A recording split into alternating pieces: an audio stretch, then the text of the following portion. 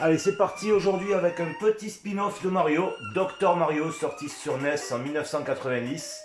Donc c'est un jeu type puzzle game, un peu comme un Tetris, avec évidemment des règles différentes. Là ici, le but est de tuer les virus à l'aide de gélules de couleur, grâce auxquelles on peut faire disparaître les virus. Voilà, tout simplement, avec une super bande son que j'apprécie fortement. Donc là, en fait, l'idée, c'est d'aligner 4 couleurs identiques. Donc là, s'il y a 3 gélules et un virus, hop, vous voyez, on fait disparaître le virus. Donc voilà un peu le but du jeu. Je vous laisse profiter de cette magnifique bande son.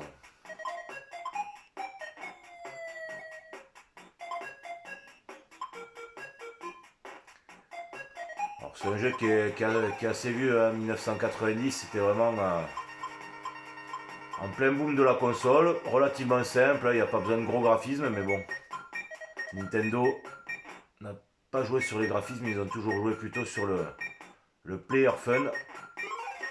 Oui, vous pouvez faire des petites feintes sympathiques. Alors je vais en profiter, je vais faire un petit reset maintenant que vous avez compris l'idée. Juste pour vous montrer qu'on peut aussi jouer à deux.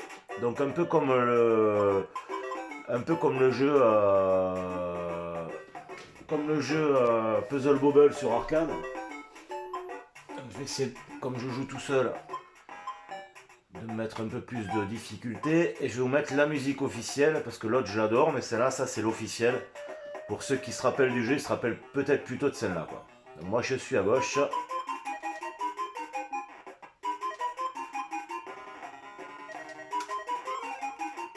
Donc, vous voyez, quand on fait une ligne, en fait, ce qui reste descend et complète la ligne suivante.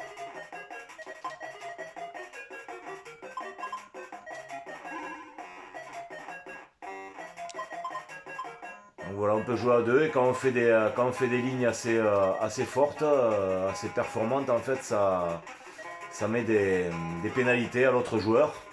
Et ensuite, ben, le premier qui gagne la partie a une couronne. Là, vous voyez, au milieu, il y a un petit tableau avec six petites cases. Et en fait, voilà, c'est le premier qui gagne 3 parties qui gagne la totalité. Voilà, c'est très fun. Pas besoin de gros graphismes, hein. Nintendo a toujours misé sur le gameplay plutôt que sur le graphisme. Et bon, c'est un jeu qui marche assez bien. Voilà pour aujourd'hui.